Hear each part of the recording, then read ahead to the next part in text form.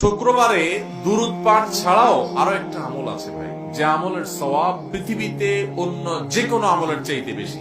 এত বেশি সওয়াব, এত বেশি বিনিময় আল্লাহ তাআলা অন্য কোনো আমলে দিবেন না, শুক্রবার একটা আমল করলে দিবেন। সেটা বলবো, এত বিপুল পরিমাণ, এত অল্প সময়ে, এত অল্প পরিশ্রম করে এত বিপুল পরিমাণের সওয়াব, আখিরাতের কারেন্সি। দুনিয়াতে টাকা দিয়ে চলি আমরা, আখিরাতের কারেন্সি সওয়াব। এত বিপুল পরিমাণ সওয়াব পাওয়া যাবে, অন্য আরেকটা আমল পাওয়া যায় না। অতএব এই জুমার দিনে আমলটা করবো তো ইনশাআল্লাহ। এটা যদি কেউ করতে পারে, নবী করিম সাল্লাল্লাহু আলাইহি সাল্লাম বলেছেন, ওই ব্যক্তিকে, এই যে মসজিদে বাসা থেকে ঘর থেকে হেঁটে গেল, প্রতিটা কদম, যতগুলো স্টেপ সে নিবে, যতগুলো কদম সে ফেলবে, এই প্রতি কদমের বিনিময়ে, এক এক কদমের বিনিময়ে 1 বছর নফল রোজা রাখলে এবং তাহাজ্জুদ পড়লে যে পরিমাণ সওয়াব পাইতো সেই পরিমাণ সওয়াব পাওয়া যাবে। চন্দ্র মাসের হিসেব অনুযায়ী দিন শুরু হয় সন্ধ্যা থেকে, সূর্য ডুবার সাথে সাথে।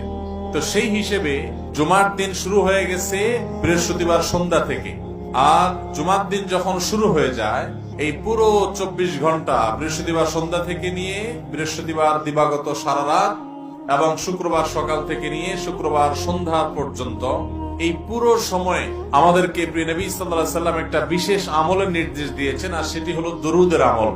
নবী করিম সাল্লাল্লাহু আলাইহি সাল্লাম পরিষ্কার ভাষায় বলেছেন, আকসিরু আলাইয়া মিনাস সালাতি মিন ইয়াউমিল জুমআতি ওয়া লাইলাতিল জুমআহ ফাইন্না সালাতাকুম মা'রুদাতুন আলাই। তোমরা জুমার রাতে অর্থাৎ বৃহস্পতিবার দিবাগত রাতে এবং জুমার দিনে অর্থাৎ শুক্রবার সকাল থেকে সন্ধ্যা পর্যন্ত, এই পুরো সময়ের মধ্যে আমার প্রতি বেশি থেকে বেশি দুরূদ প্রেরণ করবে, দুরূদ পাঠ করবে। কারণ তোমরা যে দুরূদগুলো পাঠ করো, সেই দুরূদগুলো আমার কাছে আল্লাহর ফেরেশতারা উপস্থাপন করেন, কে কোথা থেকে কোন সময় কতবার কিভাবে দুরূদ পাঠ করেছে।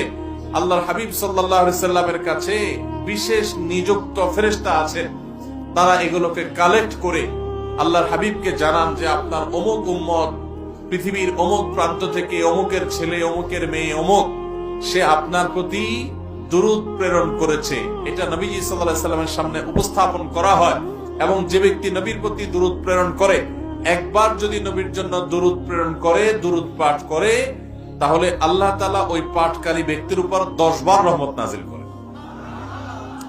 এজন্য ভাইরা আমার, শুক্রবার যখনই আসবে, অন্যান্য দিন তো বটেই, তবে শুক্রবারটা হলো দুরূদ পাঠের শ্রেষ্ঠ সিজন, সবচেয়ে বড় মৌসুম, গুরুত্বপূর্ণ দুরূদের জন্য আদর্শ সময় হলো এই শুক্রবারের দিনটা।